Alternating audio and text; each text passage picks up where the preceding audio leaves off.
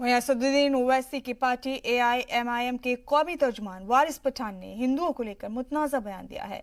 वारिस पठान के इस बयान को लेकर भी सियासत गर्म हो गई है। 15 करोड़ है मगर 100 के ऊपर भारी है, याद रख लेना ये बात। सुना आपने, ये है असदुद्दीन ओवैसी की पार्टी AIMIM के कौमी तर्जुमान वारिस पठान। माइक सामने देखकर बोलने के लिए तो खड़े हो गए, लेकिन इतनी समझ नहीं है कि क्या बोलना है और क्या नहीं। एक बार बोलना शुरू किया तो फिर सारी हदें पार करते गए। इसे बदतमीजी या बेवकूफी नहीं, बल्कि सीधे सीधे धमकी कहना ही लाजिम होगा।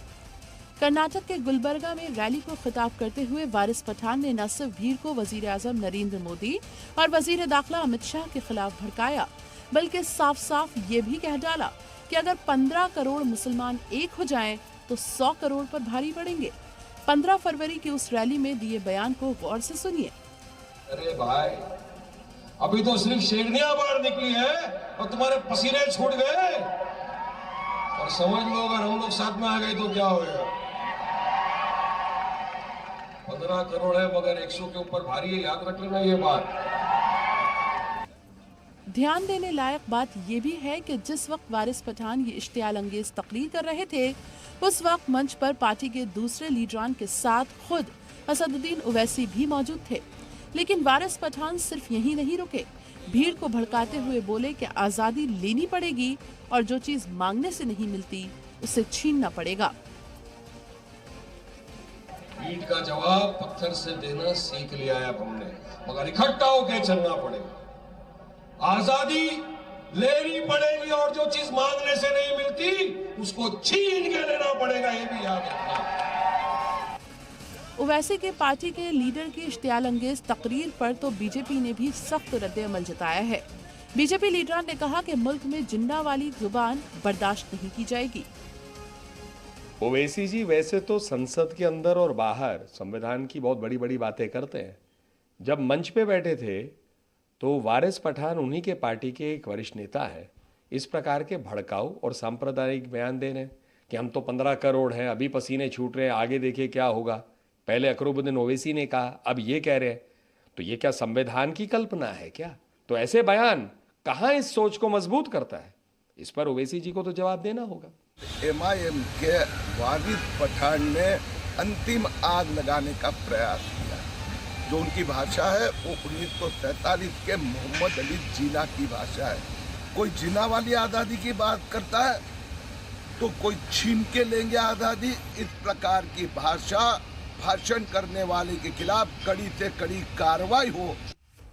बॉलीवुड के जाने माने गीतकार और स्क्रीन राइटर जावेद अख्तर ने भी वारिस पठान को लताड़ा। जावेद अख्तर ने वारिस पठान को मुस्लिम लीग के ख्यालात वाला बताया और पूछा कि उन्हें 15 करोड़ मुसलमान का ठेका किसने दिया है। पाकिस्तान बनने के बाद जो जिन्ना की मेंटालिटी थी और जो मुस्लिम लीग की सोच थी वो पूरी की पूरी माइग्रेट कर गई। नहीं, हमारे पास ओवैसी साहब हैं। हमारे पास वारिस पठान नाम का एक उनका MP है, मैंने स्टेटमेंट पढ़ा। वो कहता है हम 15 करोड़ हैं लेकिन हम 100 करोड़ पे भारी पड़ेंगे। अरे बेवकूफ, जाहिल, तू क्या किसका काम कर रहा है, किसकी नौकरी में भाई, बता तो मुझे। तनाज़े बढ़ने के बाद में पठान ने ट्वीट करके वही घिसा पिटा राग अलापा कि उनके बयान को तोड़ मरोड़ कर पेश किया गया है।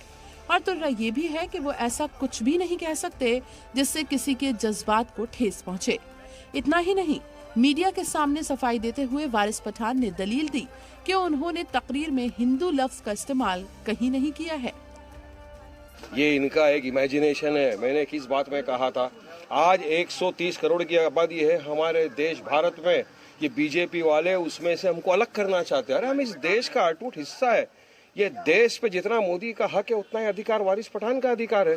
क्यों हमको अलग करने की बात कर रहे हैं? इनके बीजेपी के नेता हर दिन आकर गोली मार देंगे। जो प्रदर्शन कर रहे हैं उनके बारे में गलत बात कर रहे हैं। पुणे के एक पुलिस स्टेशन में वारिस पठान के खिलाफ शिकायत दर्ज कराई गई है।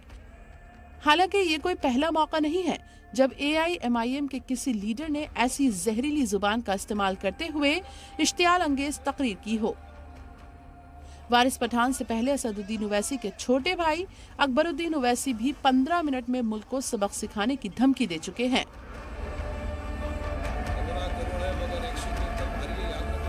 ब्यूरो रिपोर्ट, जी मीडिया।